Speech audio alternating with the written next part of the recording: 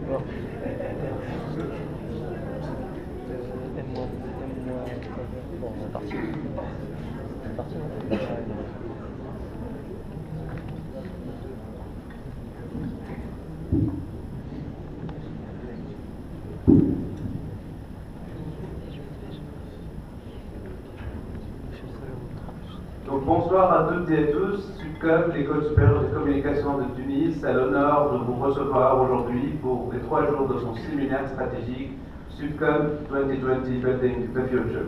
Un séminaire qui nous réunit à la fois professeurs de SUDCOM, partenaires industriels, partenaires internationaux et anciens sudcomiens pour partager une vision SUDCOM 2020. Nous vous souhaitons le bienvenu et nous vous laissons avec le mot de bienvenue par notre directeur, M. Mounir Pereira.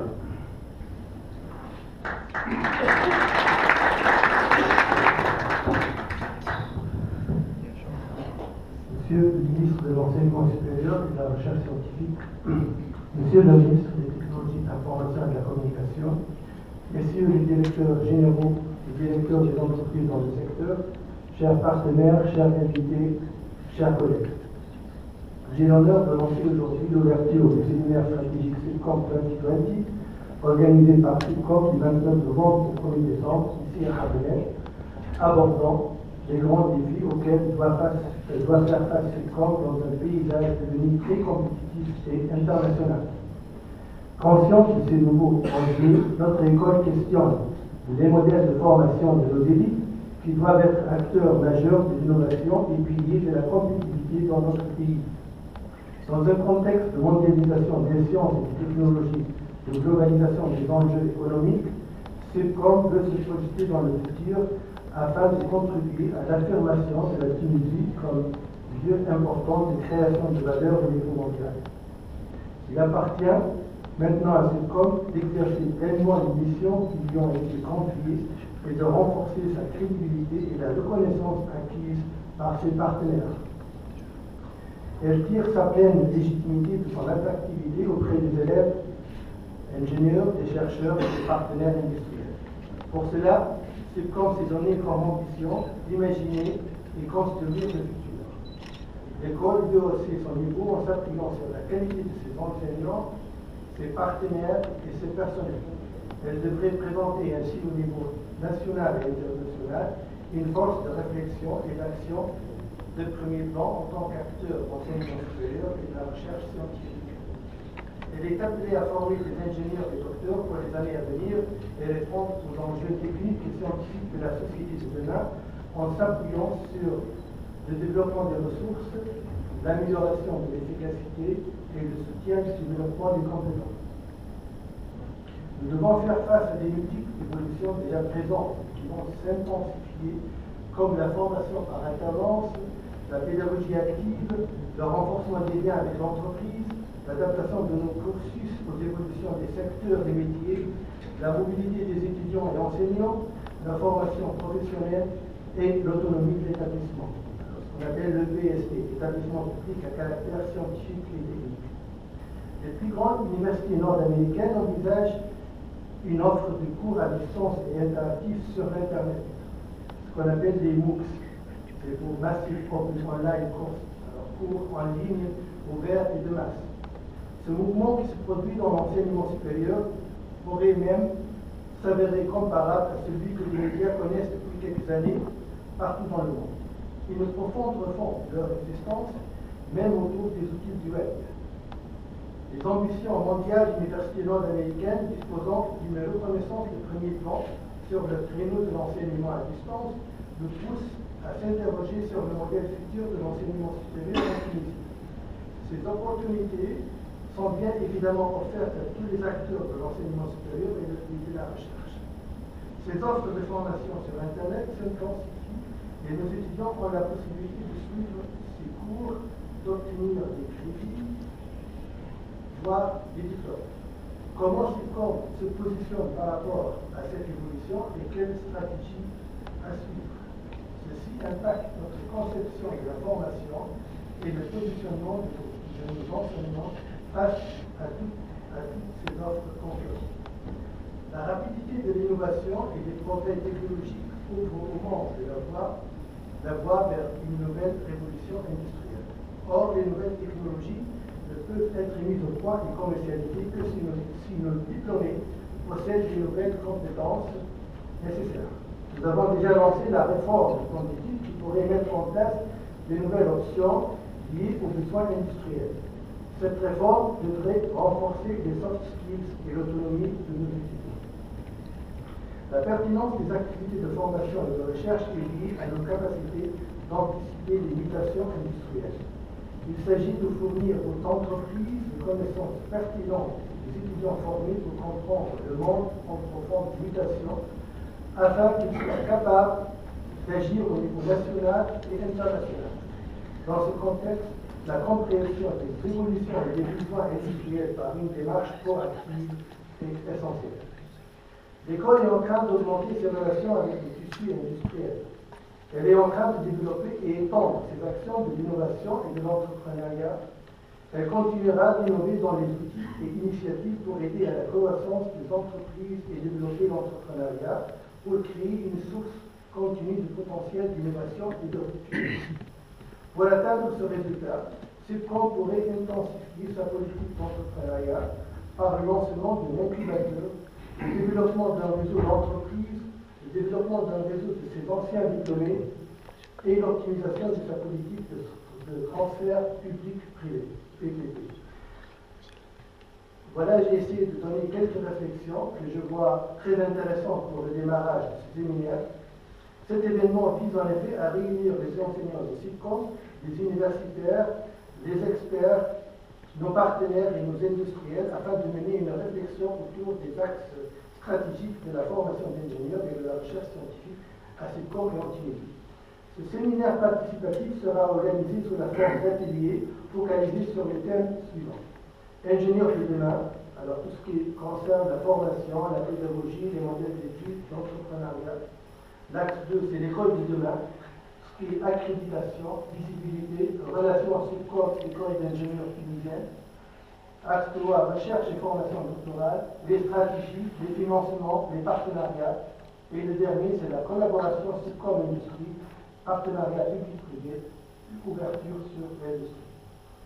Grâce aux experts associés et le groupe de travail, SIPCOM compte élaborer des propositions concrètes de moyen et de long terme sur les grands enjeux auxquels la formation d'ingénieurs et la recherche scientifique est confrontée. Des recommandations et un roadmap seront ensuite proposés à la fin du séminaire. Avant de clore mon mot d'ouverture, je voudrais remercier les membres du comité d'organisation de cette manifestation. En premier, je voudrais remercier l'équipe d'Evoteam qui a accepté de nous guider tout au long de la préparation de ce séminaire et qui, sur la base du bénévolat, vont continuer à assurer la supervision du déroulement des différents ateliers. En second, je voudrais également remercier mes collègues enseignants qui avaient travaillé d'arrache-pied sur la conception et la préparation des ateliers. En dernier, je voudrais saluer les efforts de nos étudiants ici présents qui n'ont ménagé aucun effort pour faire de cette manifestation une vraie réussite. Par ailleurs, je voudrais présenter ma gratitude et celle de mes collègues enseignants-chercheurs envers nos enseignants directeurs qui, avec leurs compétences, sérieux et vision avant-gardiste, ont réussi à hausser SIPCOM au rang des écoles d'ingénieurs les plus connues au niveau national et international. C'est un grand honneur pour nous aujourd'hui de les voir parmi nous et de leur témoigner notre reconnaissance à travers les trophées qui leur seront distribués périodiquement. À la fin, il ne reste qu'à souhaiter de beaux rêves pour Subcom en 2020 et au-delà, d'identifier efficacement nos problèmes et de réfléchir ensuite sur les axes stratégiques pour concrétiser nos rêves. Que cette occasion exceptionnelle soit une vraie chance pour discuter et tracer ensemble l'avenir de notre grande famille Subcom.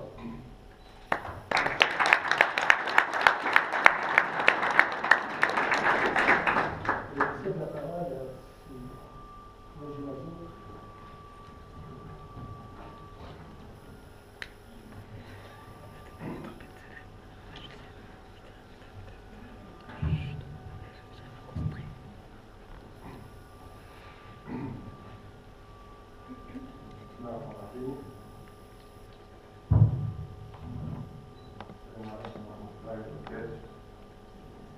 السيد نصف سالم وزير التعليم العالي والبحث العلمي، السيد المشيخة مدير المدرسة العليا المواصلة في تونس، الأساتذة والباحثين، السادة الإدارات والمسؤولين بالمنشآت والمؤسسات العمومية والشركات الخاصة، حضرات السيدات والسادة، يسعدني أن أشارك في افتتاح هذه الورشة الهامة والاستباقية الرامية إلى إعداد المدرسة العليا للمواصلات في تونس والآفاق المستقبلية التي يفرضها التطور المتسارع في قطاع تكنولوجيا المعلومات والاتصال، وما يقتضيه من تصور صائب لجامعة المستقبل ولبرامج التكوين والبحث فيها وكذلك علاقتها بمحيطها الاقتصادي، وذلك بتهيئة جيل جديد من المهندسين يساهم في التنمية وفي بناء مؤسسات اقتصادية قوية وقادرة على المنافسة وينصهر في منظومة البحث والتطوير ويستجيب لسوق الشغل المتنوع.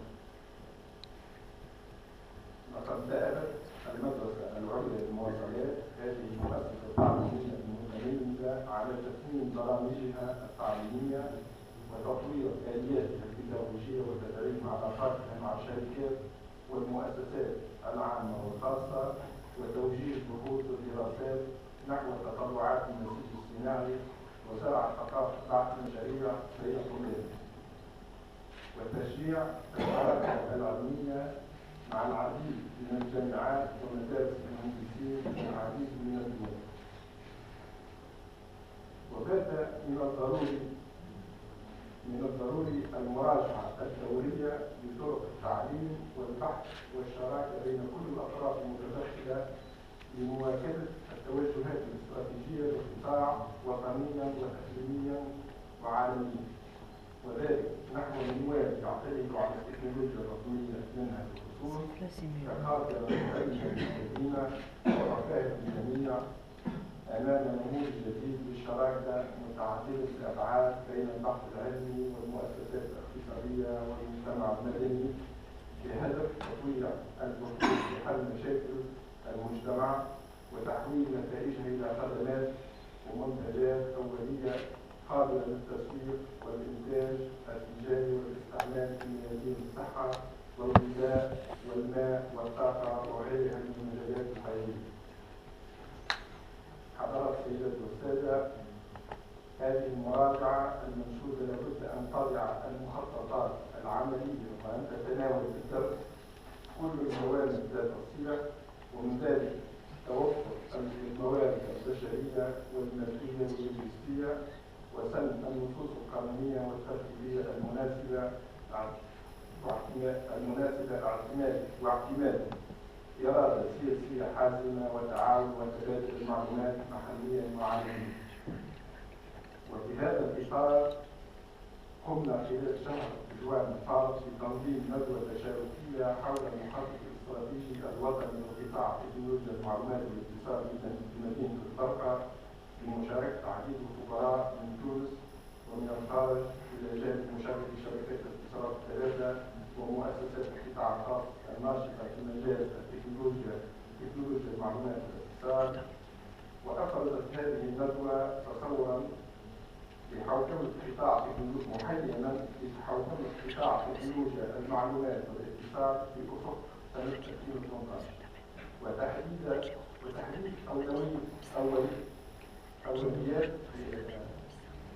وتحديد أولويات لتنفيذ مشروعا في مجال تكنولوجيا المعلومات والاتصال.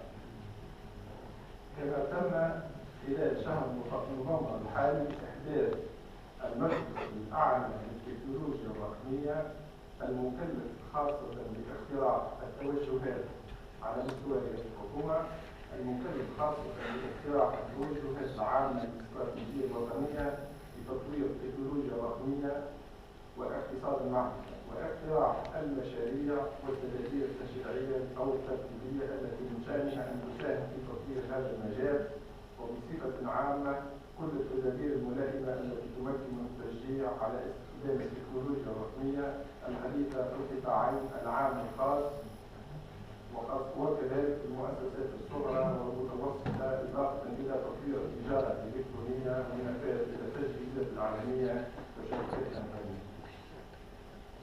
ولإفضاء مزيدا من الشفافية وضبط التدخلات والأنشطة المعنية بمساهمة صندوق تنمية المواصلات وتكنولوجيا المعلومات والاتصال، تم مراجعة تدخلاته وإضافة إمكانية التعهد بنفقات الخدمات الشاملة للاستثمارات في ميداني الاتصالات والإنترنت التي تشمل ربط المناطق النائية وتوفير الخدمات الأساسية بها وتقديم عروض اجتماعية. الخدمات الأساسية التي هي الهاتف، ربط النظام على التكنولوجيا، والنفاذ إلى الإنترنت بتدفق 122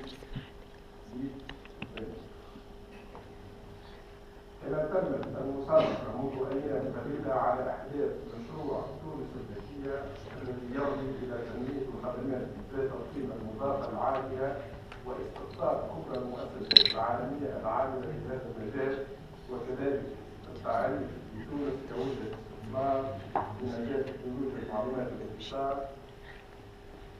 ويصلح لتوفير العديد من مواقع الشغل بفائدة حل الشهادات العليا خلال 5 سنوات. هذه الجوانب ما نتحدث طبعا عن الأدلتي والأدلتي إلا إذا كان الصراحة هذه الجوانب وغيرها من الإجراءات التي تم اتخاذها على مستوى قطاع تكنولوجيا المعلومات والاتصال وكذلك على مستوى قطاع التعليم العالي والبحث العلمي ستساهم كما حال في إعداد الأرضية المواتية والمناخ الملائم لتطور القطاع، ونعول على جامعاتنا لتوفير المهندس المحرك والمبادر بدفع خافضة التنمية في هذا المجال. وأريد كذلك أن أشارككم في مفهوم أنا كنت ضد الكوريا الشمالية، خاصة كانت هناك محاضرة لوزير الشعب كوريا الجنوبية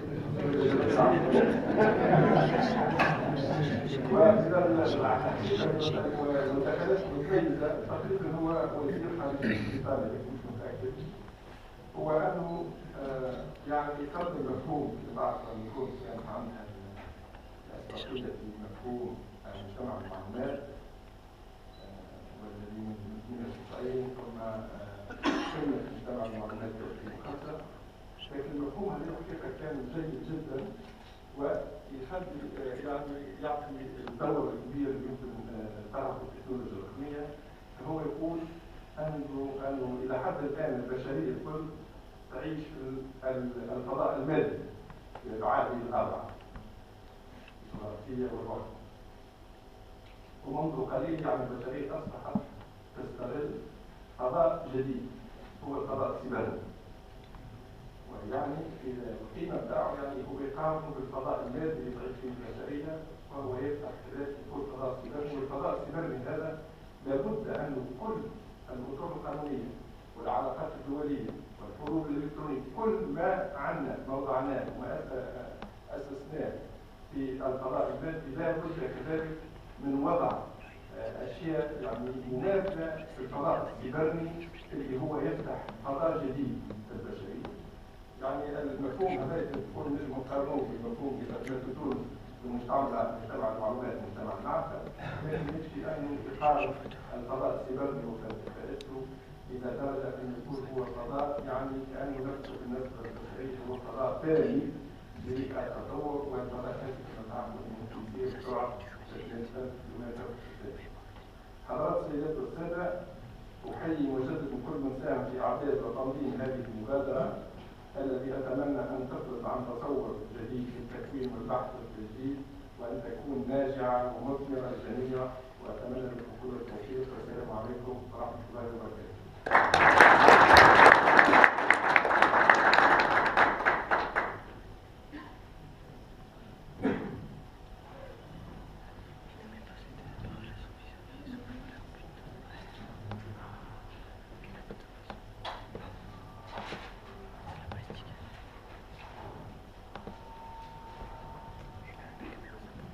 قبل أن أبدأ كلمتي كان حاجة بسيطة على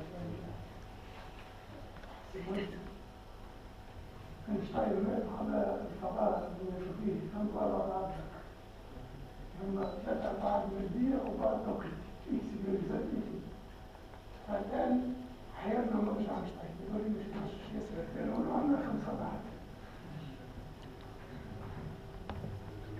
بسم الله الرحمن الرحيم. سيد وزير تكوين المعلومات والاتصال، سيد وزير المجلس القومي للمواصلات في تونس، حضرات الضيوف الأفاضل والزملاء والأساتذة والأشباب، أيها الحضور الكريم، السلام عليكم ورحمة الله تعالى وبركاته. تلقيت ببال السرور هذه الدعوة الكريمة لافتتاح فعاليات المنبه التي تنظمه المجلس القومي للمواصلات في تونس في مدينة أحمد خالد في 19 موجودة 24 تحت عنوان سيكون 2020. وما يسعدني الحضور بينكم للتأكيد على دعمنا لهذا الجهد المشكور، وعلى حسب زرقاء المعالي الأحلامي على الاستفادة من النتائج والتوصيات التي ستحدث إليها الندوة، وهي توصيات مهمة سيتم استخدامها وقد عملت بها في مدارس تكوين المهندسين بشكل عام. أيها السادة والسيدات، تأسس هذه الندوة العلمية الأهمية بالغة للنظر إلى محتوى برنامج عملها، والذي يبين مدى عمق النظرة الاستشرافية للأهداف المرسومة في آفاق 2020، وذلك فيما يتعلق بمختلف مجالات التكوين البحثي، كما أن الوعي بأهمية تجاوبها التي تساهم بشكل فعال لدعم ركائز التنافسية والتجديد التكنولوجي والمعرفي ينسجم مع طبيعة ما يعيشه قطاع تكنولوجيا المعلومات والاتصال من تطور ونمو مضطربين.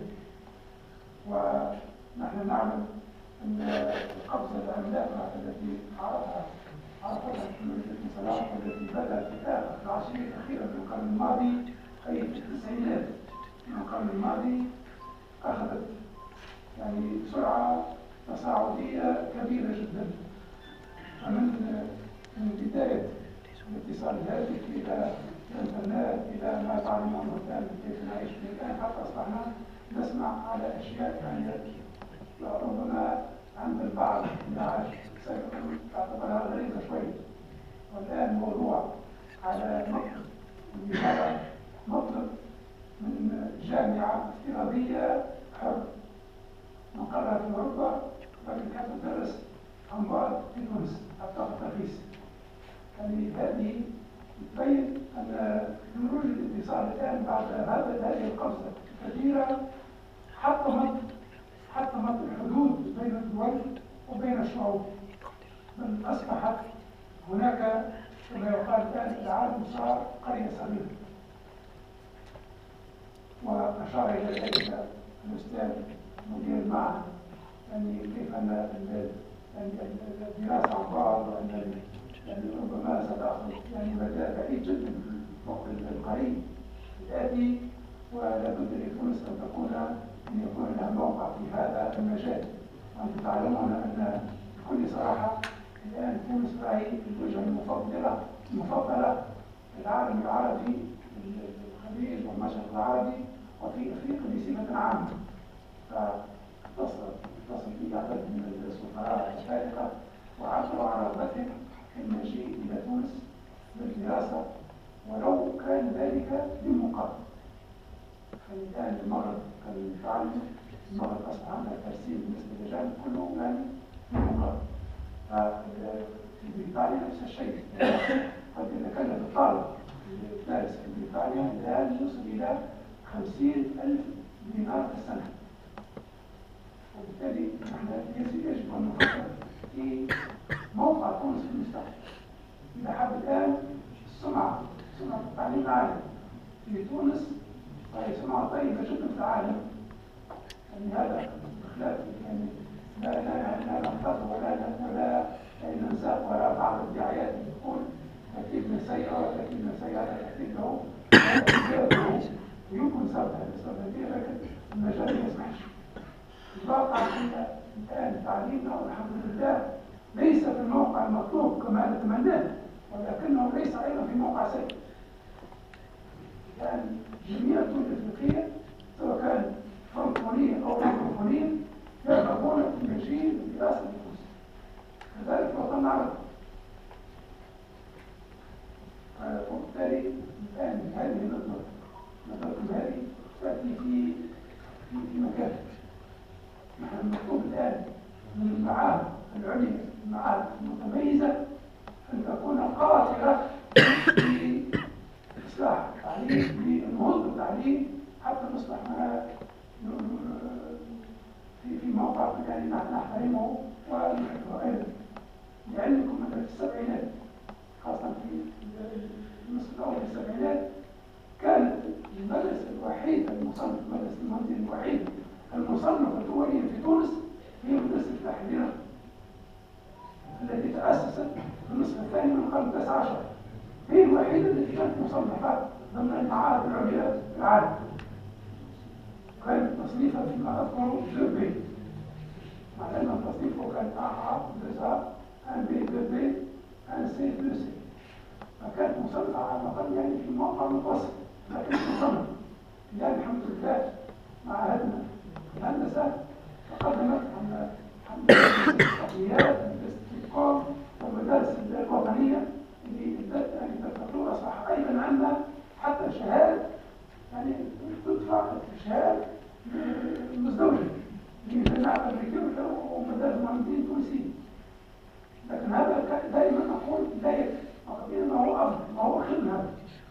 وإن شاء الله أنا أبارك هذه الندوة اللي جاءت يعني في هذا النهار، وهي يعني مشكورة للسائلين عليها، وإن شاء الله تتكرر مثل هذه الندوات إن شاء الله. السادة الحضور، وقد حرصت وزارة التعليم العالي والبحث العلمي على دعم وتشجيع كل المبادرات التي قاموا بها المدرسة العليا للمواصلات في تونس، وخاصة فيما يتعلق بمساهمتها في إسناد الشهادات المزدوجة للمهندسين، وفي إثراء البحث العلمي عن طريق مدرسة الدكتوراه أو عبر برامج التعاون الدولي الثنائي ومتعدد الأطراف. كما تبدي الوزارة في هذا السياق استعدادها لدعم مختلف التوصيات والتوجهات المستقبلية التي سترسم خطتكم هذه خطوطها العريضة.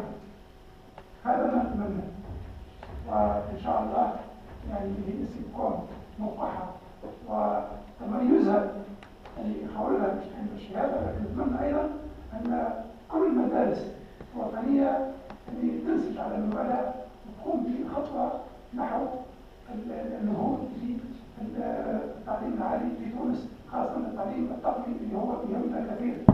لأن بكل صراحة جاءت فترة من الفترات أن التقويم اللي كنا نعمل فيه في الجامعة التونسية كان تقويم نظري أكثر من أي شيء آخر، حتى أصبح عندنا يعني في بعض الميادين في بعض الاختصاصات عدد كبير من الدكاترة ولا تجد يعني فني أو مهندس يعني مختص بهذه الأشياء. كل ما عبر عنه وقتها في آخر الثمانينات لأن يكون الجيش المكسيكي الأمريكي المكسيكي موجود جنرال مكتوب سلطات.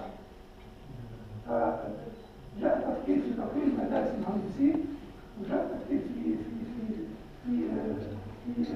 المدارس التحضيرية، ولكن يعني ربما يعني هذا الشيء يعني في الثمانينات كان نوع من الآن الحمد لله تطور أكثر فأكثر، وإن شاء الله يكون في خير لتونس ولمحيطنا العربي الكرام، اننا واثقون من قدره اعمالكم على تحقيق الاضافه المرجوه والانعكاسات الايجابيه لاعمالها. أجدد شكري لكل من ساهم في إعداد هذه التظاهرة الأمنية القيمة وأرحب بكم في تونس الخضراء وأثني وأتمنى لكم إقامة طيبة والنجاح في مطوركم، وتكون الوزارة إن شاء الله حسب إمكانياتها المتاحة حاليا ناخذ من إمكانياتنا، لكن إن شاء الله تكون في دعمتكم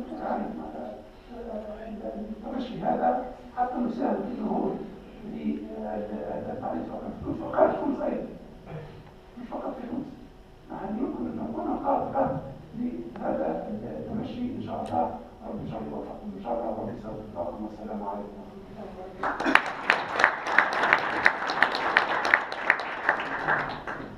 Chers invités, une école qui pense à son futur est déjà une école qui est fière de son passé. C'est ainsi que Sudcom a profité de cette occasion pour honorer ses anciens directeurs. On devra peut-être commencer par des personnes qui nous ont déjà quittés.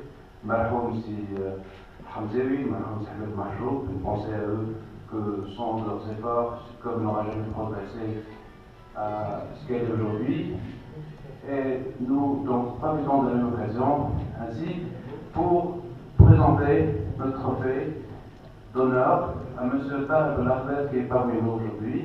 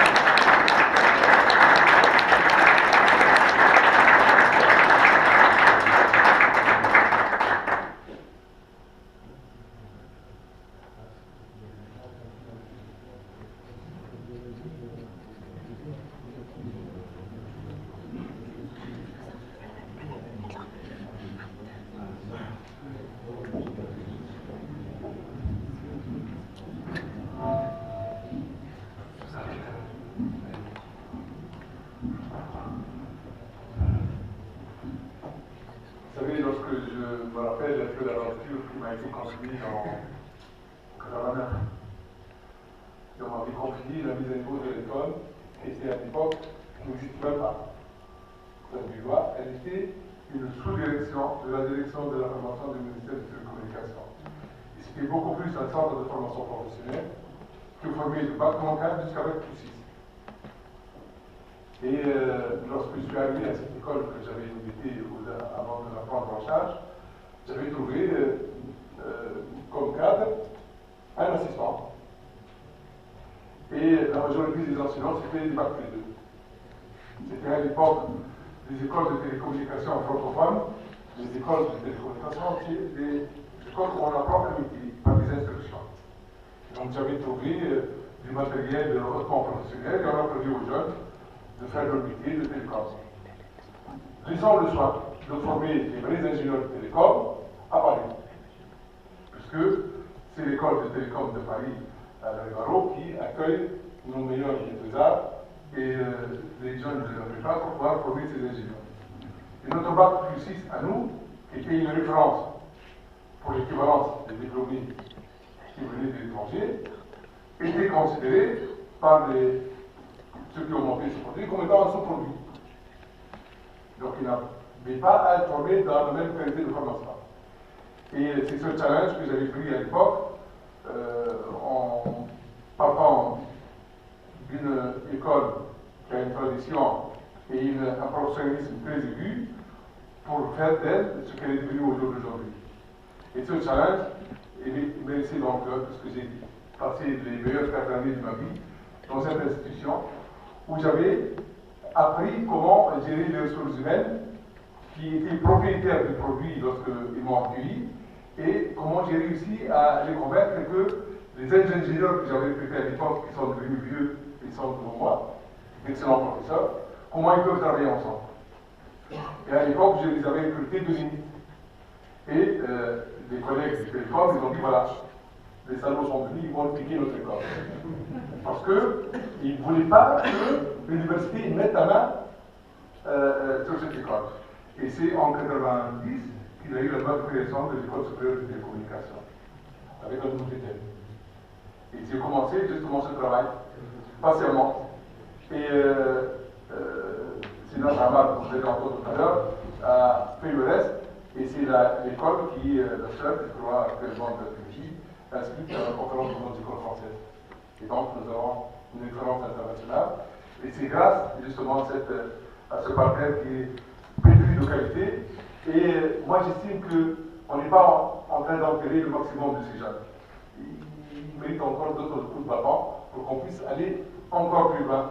Parce que cette technologie, elle est terrifiante, elle n'arrête pas. Et tous les jours, ça bouge, tous les jours. Alors, si le programme, Monsieur le ministre de l'Enseignement supérieur. Madame Gélastone, je veux simplement dire que, comme le dit aussi Sylvie Carter, Subcom est sorti de rien par la volonté de ces hommes, de ces femmes, de ces enseignants, des directeurs. Et en fait, aujourd'hui, elle est devenue en fait un fleuron très rapidement, elle a brillé de mille feux. Aujourd'hui, elle a un tournant Subcom. Subcom est connu tant à l'échelle nationale qu'internationale, mais elle a un tournant parce qu'actuellement, on commence à voir d'autres diplômés de l'ENIT ou d'autres institutions de l'ENSI, etc., qui peuvent plus ou moins rivaliser. C'est une très très bonne chose parce qu'on ne peut pas vivre sans concurrence. Mais en fait, actuellement, Subcom devrait aussi se tourner vers la métamorphose, en fait, tenir compte de la métamorphose qui est en train de guider l'environnement actuel, l'environnement des télécoms. Les monstres sacrés qui existaient, en fait, qui étaient d'une grande actualité il y a 2-3 ans, ne sont plus aujourd'hui d'une grande actualité. Donc il y a un réel tournant. Et ce que je pense, ce que je souhaite, c'est que Subcom se tourne aussi dans cette direction-là et qu'elle essaye d'orienter ses ingénieurs vers ces nouvelles tendances. C'est ça qui gardera les ingénieurs de Subcom toujours à la page, toujours les méprisés. Et je pense aussi, comme c'est si bien dit Mounir, je pense aussi qu'une bonne chose serait aussi de repenser aux méthodes d'enseignement des MOOC. C'est très à la mode, mais ce n'est pas uniquement une mode, c'est quelque chose qui est très très bénéfique. Et j'espère de tout cœur que Subcom prendra ce chemin-là. De toute façon, en fait, ce n'est pas qu'un espoir, je suis sûre, parce que les hommes et les femmes de Subcom sont toujours là, ils ont réussi le premier challenge, ils réussiront le deuxième. Et encore merci pour tout l'honneur que vous faites.